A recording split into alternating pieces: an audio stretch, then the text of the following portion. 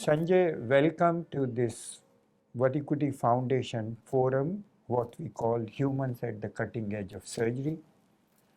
The purpose is to bring success stories to the youngsters to learn from those stories. And we have a large clientele of the young medicos looking for their careers. Thank you very much for sparing your time. This is a conversation, it's not an interview. Tell me something about your early life. Do you remember anything right from school age, family, something which helped you to build the trait and build a foundation or a building on that foundation? So, my father was a photographer in the ammunition factory in Karki in Pune, and he got his promotion many times. He transfers to Delhi, Chennai, and he always refused his promotions because we three brothers were in Modern High School, which is a prestigious school in Pune, and he thought that the education was best in Pune, so he refused all his promotions and stayed at the same level. And he used to go from Shivaji Nagar area where we were living to the office on a bicycle. So my father originally is from Bijapur, and the first photo studio in Bijapur was Kulkarni Photo Studio, my grandfather. And my mother is from Pune, so it's a mixed upbringing. So, but I don't understand anything in Kannada. And then my schooling was in Modern High School, and we three brothers lived in a single room home up to the age of about 15 years. Then we moved to I moved to BJ Medical College, where I did my MBBS, and then I went to KM Hospital Pune to do surgery residency, where my guru was Dr. Parvez Bharucha. He was a Parsi guy. I have not seen a better surgeon than him. He could operate with the right hand, he could operate with the left hand. And at that time, my teacher was Dr. Subhash Patki, who was a surgeon, and he was learning TURP at that time. So I said that this was 1970 KEM Hospital? KM Hospital, Pune, around 1977 to 79. If I said that if my boss is learning TURP now, we're going to Ajit Phadke, sir, so it's right time for me to do something different, and I should do urology. So greatest influence in my life is for three people: my parents and my guru, Parvez P.K. Bharucha. Very strict guy, but a fantastic teacher. Okay, I have been following your journey for decades. I don't remember when we met first time. You had a stint in England. Yeah. And you worked in St. Peter's, St. Paul's? At the Middlesex. Middlesex. Tell us briefly about how was a paradigm shift from Indian training to United Kingdom? So in my last year of my residency, I got married to Dr. Josna, and then she had just finishing her internship, and I suggested that she should do whatever she likes in her life, and she took up surgery because she was first in surgery. So we were staying apart. I was in Pune, she was in Mumbai, and in 1981 I went to England, and then I was at the Institute of Urology, St. Peter's Hospital, Shaftesbury Avenue, and at that time the British urologists, Turner Warwick, Blandy, John Wickham, and Ines Williams, what we can say the best of urologists around the world were in one city at that time, and I was lucky to have rotation with them as a first assistant to Richard Turner Warwick in 1986. Right, and it's pretty certain that you decided that that would be your field at that point in time? At that time, I was interested because I could assist him, and I learned a lot about urethra. And if you read Richard Turner Warwick's visiting card, he says innovative surgeon. That impressed me, and he had so many innovations with him. So I took one challenge that I would like to do something in my life about that. I learned urology, basic urology, in a hospital called Leighton Hospital, Crewe, where my teacher was Michael Heel, and the department is still called Michael Hill Department of Urology, and I learned basic urology from him. He was a great teacher, and at that time the only differentiating point between surgeon and urologist was TURP. The ureteroscope in PCNL was just coming in, and then I learned that and came back to India on 1st of January 1987. Something about Jyotsna. Where did you meet her? In England or here? In Pune, we were formally introduced through a common friend, and then we went for a walk, and then within about half an hour we decided that she is going to be my life partner. I have seen you guys have flourished and complemented each other. Tell me something about the journey of developing urethral strictures, which is even a nightmare for most of the urologists, to this pinnacle. So 77, 78, 79, 3 years of my surgery residency, there were 2 emergencies every evening after the list was over, surgery list was over. One was injection abscesses because the doctors were using boiled syringes, and secondly there were patients in the minor OT undergoing urethral dilatation. The patient with legs spread, and then there these blind dilators, and the patient is shivering in severe pain. So that was the time which was acceptable at that time. So once I was trained by Richard Tanavarik and came back to India in 1987, I started doing a lot of transpubic urethroplasties, which he was a great surgeon, and I was treating with abdominoperineal approach for fracture pelvis rupture urethra, and most of my patients were really poor, and we were doing 2-stage urethroplasty.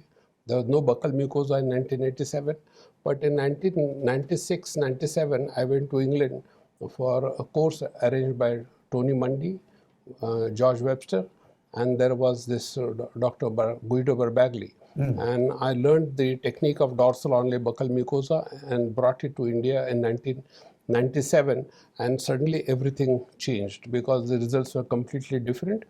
And I started doing this for bulbar urethra, and I had many patients of pan-urethral stricture.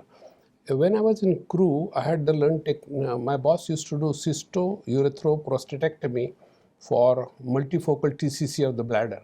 He used to do cystectomy from above. I used to do urethrectomy from below through the perineal incision. So I knew how to invert the penis into perineum in 1983-84 itself. So when it came to doing pan-urethroplasty, which was common at that time, so I started doing what you call perineal incision, penile inversion technique in around 1997-98, and applying buccal mucosa dorsally. At that time, I was circumferentially mobilizing the penile and the bulbar urethra, and I presented this as a video at EAU and AUA. But I think it was not accepted worldwide because it was thought that a little too aggressive to separate the urethra so much. So sometime later in 2002, I arranged a very important urethroplasty meeting with Professor Mundy, Guido Barbagli, George Webster. They came down to Pune, and then they demonstrated live surgery. And then around 2006, Guido introduced this one-side dissection for muscle-sparing urethroplasty, which I adapted to the pan-urethral and published in 2009, and then it became what we call standard of care for pan-urethral stricture around the world. I'm Dr. Sanjay Kulkarni. I'm glad to accept the Dr. B.C. Roy Award from the President of India on 28th of March 2017. So this is a recognition of our work done in Pune for urethral reconstruction. Sanjay, your surgical career is much beyond operating room. You are an excellent surgeon, innovator. You manage your own hospital. You name a society and you have been president of those society, and with my own information, highly controversial, politicized. You have collaborated internationally, published books, chapters, and all. You lectured everywhere. Now, what is that common skill set you have, to manage political things, because surgeons could be excellent, academicians are wonderful. I don't want to name, but managing people is a challenge. So is there anything, a recipe which you can give to people, that is there a common way to navigate your careers? I think to be honest and truthful to yourself is the most important key. And my mother used to tell me that you have to, there is a line of your life. Don't try to rub somebody else's line. You have to increase your own line, and you should work harder to do better every day. So I give credit to my wife, Dr. Josna Kulkarni. We go for a walk at 6 o'clock in the morning, and being a surgeon, what we call constructive criticism is what made me a better surgeon. So suppose I have done some surgery yesterday and there is a problem, we discuss it, sort it out, and take care it doesn't happen again. One quality which I learned from you actually is to be friendly with everyone. And suppose there is a dispute with somebody and you don't like him, but next time I see that person, my mind is blank and I can converse with him, I can deal with him. So I think this is a great asset which I learned from actually you. And I admire you as my, what I can say, mentor per se, because we did, if I remember correctly, a workshop together in Calcutta a long time ago. And at that time, you supported the junior guy, and all your students are a very close friend of mine. And getting along with people is an art I learned from you. I remember that we were visiting several years ago and you invited us for a dinner, and it was a whole family dinner, and then I got interested in knowing. I thought initially your brothers have been invited because I was going for a dinner, but then you said this is our routine, dinner has to be on one table. And even now you have brothers, grandchildren, 3 generations living in the same house. That is something which used to be plus point for Indian culture. Staying with our mother, 3 brothers, is very easy. But my mother taking care of 3 daughter-in-laws coming from different places and taking care of them together, the credit goes to my mom and the 3 daughter-in-laws which came into our house. And then we have a system of what called joint home, where we have one television and one kitchen. And then at a given time, there were 13 people in my house, including my parents, 3 brothers, their kids. Now today we have 3 brothers and my nephew and his wife staying in the same house. So I have been living with my brothers as long as I'm here. Okay, that's a great, great point, Sanjay. Another point which I would like to know from you, that how do you do urethroplasty or surgery? There is nothing like 100%. How do you deal with the situation? I have dealt with it. That you feel that you'll fix up this structure. Maybe 5 surgeries, 6 surgeries. Patient has fatigue. He doesn't want it. But you are confident. Why are you suffering with obligatory cystostomy? And you fail in that. It may be very simple end-to-end bulbar stricture. So where do you place the priority of surgical skills vis-a-vis overall providence outcomes in surgery? In my hands, surgical skill, technical outcomes always not matches with the patient outcomes.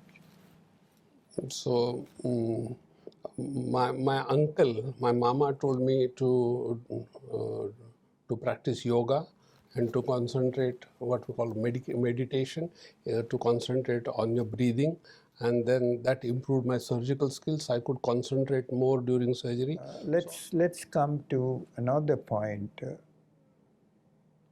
You train a lot of international. I saw a lot of international students, and do you feel very happy that all color, caste, creed, irrespective of nationality, come to you. You never say no.